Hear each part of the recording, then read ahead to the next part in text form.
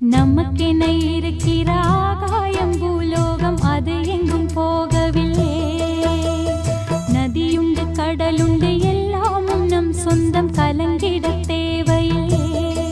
பூமி எங்கும் நம்ம வீடு, கண்ணில் என்ன நீரின் கோடு.